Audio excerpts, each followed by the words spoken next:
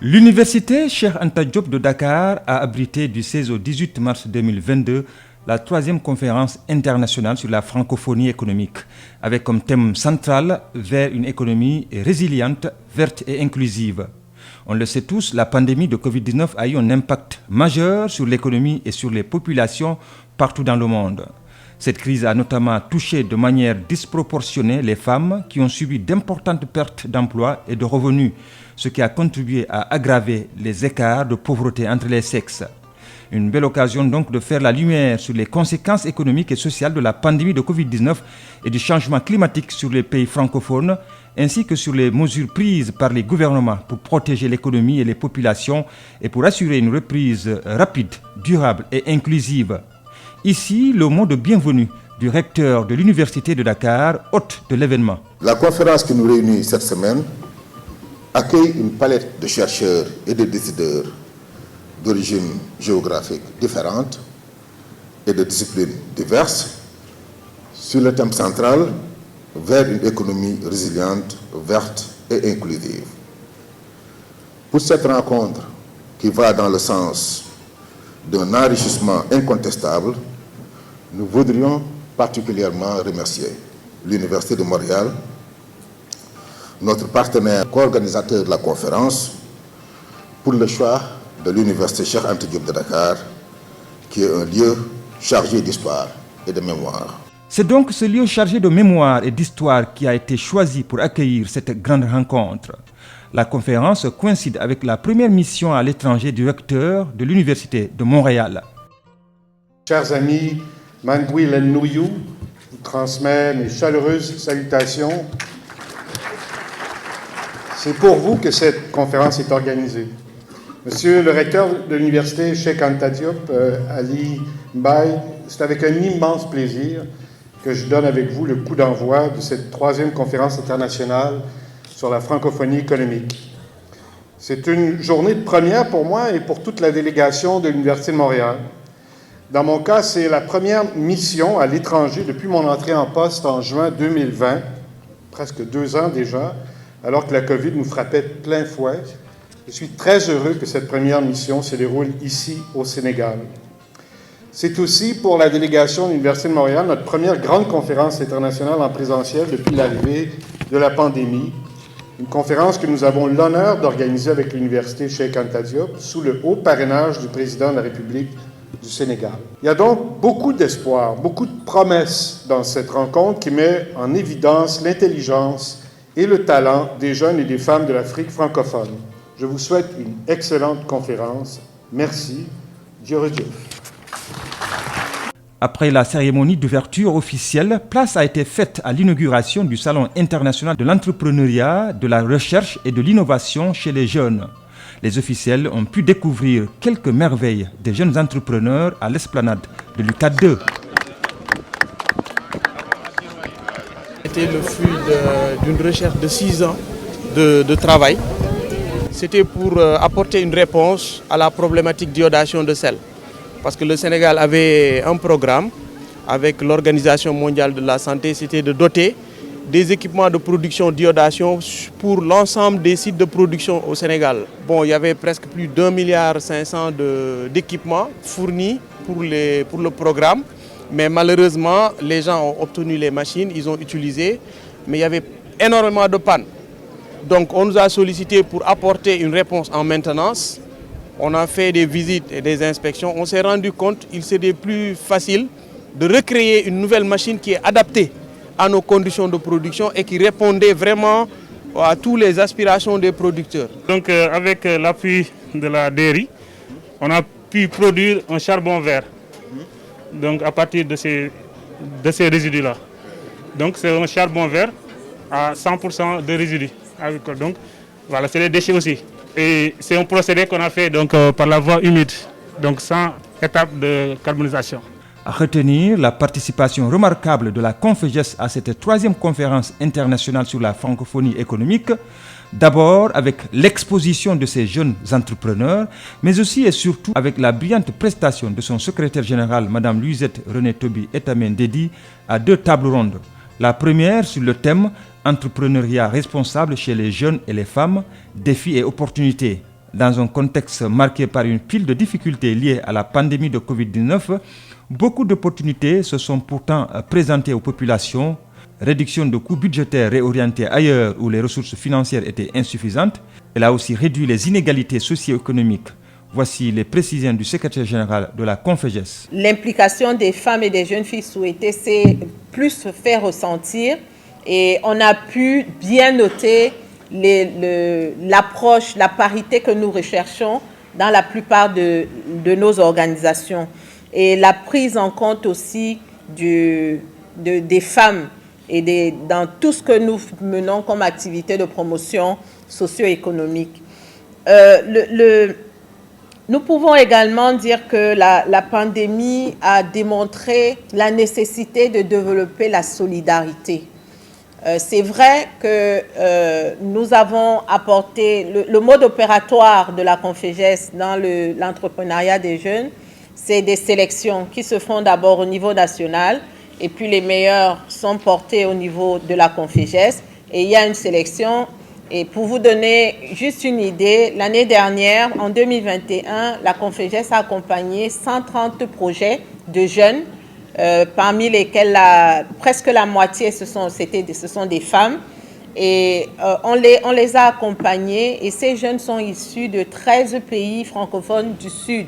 C'est-à-dire que notre programme ne concerne que les jeunes de Haïti, de l'océan, des pays de l'océan Indien, l'Afrique centrale, l'Afrique de l'Ouest et l'Afrique du Nord, les pays francophones. Des descentes sur le terrain ont également permis à l'institution intergouvernementale de constater que beaucoup de jeunes n'ont pas pu mener leurs activités à cause de la pandémie. La CONFEJES a alors continué à les accompagner en leur donnant un peu plus de temps pour mener leur projet, c'est-à-dire que si le projet devait être rendu sur 2 ans, les jeunes vont bénéficier du suivi pendant 4 ans. La deuxième table ronde à laquelle a activement participé le secrétaire général de la CONFEJES en tant que panéliste est celle ayant porté sur le thème « Pour un espace francophone plus prospère et inclusif », regard croisé sur la mise en œuvre de la stratégie économique pour la francophonie 2020-2025. Voici la précision importante de Mme Louisette Renetobi. Depuis quelques années, il y a de manière systématique des missions de suivi sur le terrain pour évaluer les projets que la CONFEJES finance. Et en ce qui concerne la réflexion continue, parce que les pays du Sud, les pays que nous accompagnons, les jeunes font face à beaucoup de difficultés. Et ces difficultés sont inhérentes des fois à la structuration même de leurs projets et le rapport entre le suivi local par le coordonnateur sur place et la situation géographique du projet. Je vais vous donner un exemple. Un projet, le coordonnateur peut être par exemple à 400 km du lieu du projet qu'il doit suivre. Et dans chaque pays, tous les ans, nous accompagnons une dizaine de projets. Donc, on est vraiment en train de réfléchir pour voir comment faciliter les missions de suivi déjà pour les coordonnateurs et même pour les missions internationales qui vont sur le terrain. Tous ces débats étaient enrichissants et de haute facture, à rappeler qu'en 2021, grâce notamment aux grands bailleurs du PPJ, la CONFEJES a financé 146 projets jeunes, dont 78 étaient des projets de femmes fortement impactés par la Covid. Justement, un tour au stand de la CONFEJES nous a permis de rencontrer quelques jeunes femmes formées et financées par l'institution francophone. Ça a débuté avec l'idée du projet qu'on a mis au niveau de nos ministères, qui nous ont soutenus. Et après, on a eu la formation de PPJ. Et actuellement, j'évolue. Je suis en activité, je suis en pleine activité. Et en 2021, à Ouaga, j'ai eu le premier prix de PPJ, concours d'excellence, le prix Bernadette Mapoké. Et c'est ce prix-là m'a beaucoup aidé à avoir d'autres produits encore. Aujourd'hui, je suis venue pour augmenter les produits que j'ai. J'évolue actuellement dans le domaine de la cosmétique. J'ai 6 produits que j'ai encore enlevés au niveau de la cosmétique. Les talcs antiseptiques pour les grands, les talcs bébés et les talcs anti-fraîcheur, les biscuits à base de riz et les biscuits de riz soufflés au chocolat. Tout ça là, c'est grâce à la formation de Pépège financée par la Conféges. J'ai 5 employés permanents et je travaille avec 30 personnes qui m'aident à trier le riz, à enlever les choses. Et dans peu de temps, j'aurai beaucoup d'employés encore. Nous sommes dans la production, mais aussi dans la transformation des céréales locales. Donc plus largement avec le mil et spécifiquement et les arachides. Donc tout ce qu'on fait, c'est à base de mil et d'arachides. Nous avons reçu, après sélection, des financements via le Pépège. Là, on est 4 personnes. Ça a été une grande aide. Parce que d'ailleurs, je profite de cette occasion pour exhorter les jeunes de s'approcher beaucoup plus davantage des mouvements comme la Conféges, ou bien le Pépège, ou bien même passer par le ministère de la Jeunesse via son antenne Landpage pour avoir des financements. Parce que très souvent, les jeunes ils pensent que c'est irréel, alors qu'il suffit juste d'un pas pour pouvoir bénéficier de toutes ces largesses-là, parce que les financements sont là. Nous faisons la transformation de l'amande de cajou. Nous faisons la valorisation également de la pomme de cajou en jus, ce qui ne se faisait pas avant. Nous faisons également la transformation de l'ananas en jus aussi, le pur jus d'ananas. Donc voilà, et les autres jus de fruits. J'ai été financée par la Conféges. J'ai commencé toute petitement avec 150 francs, avec un petit prêt de 300 francs, donc qui me faisait 450 comme capital, bien avant l'accompagnement de la Conféges. Quelques moments après, j'ai eu un accompagnement, d'abord des formations par Pépège, et après ces formations, on a eu un accompagnement à hauteur d'1,5 million qui m'a permis de mieux me lancer dans mes activités. Donc de ce moment jusqu'à aujourd'hui, nous étions seulement à peine un sac par mois de 100 kg pour la transformation des noix. Mais aujourd'hui, nous avons une capacité d'aller à 1 tonne par jour minimum pour la noix. Et par rapport à la valorisation, nous sommes allés au niveau de la pomme de cajou. Donc nous faisons la transformation d'une capacité de notre usine de 3 tonnes de la pomme de cajou aussi également par jour.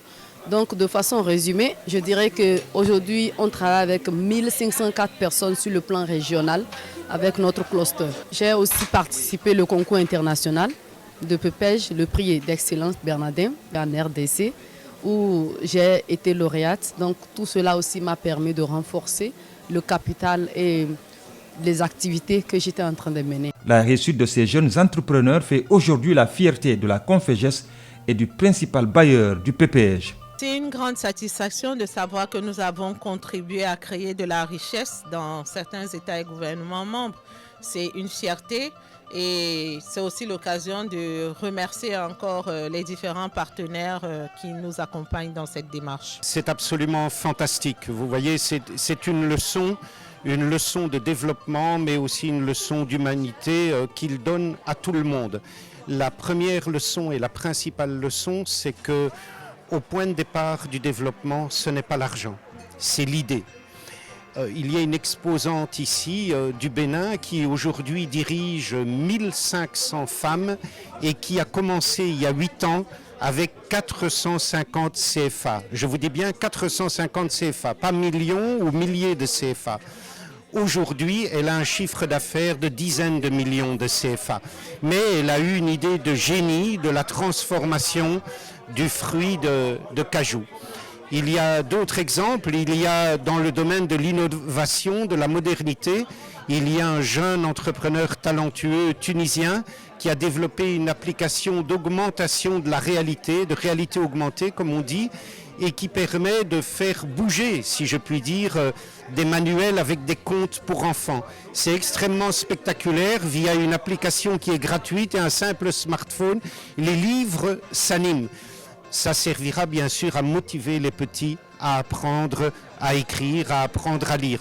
Donc que ce soit dans les nouvelles techniques, que ce soit dans la protection de l'environnement, que ce soit dans la simple agriculture avec les exposantes sénégalaises ici, tout ça sont des leçons qui montrent qu'au départ du développement, il y a l'idée. Cette troisième conférence constitue donc un événement d'envergure et elle coïncide avec le mois de la francophonie. Elle a été une belle occasion, dans un contexte de reprise économique, d'exposer les politiques et les initiatives des acteurs francophones locaux, nationaux et internationaux, afin de favoriser la résilience face aux crises économiques et sociales et au changement climatique.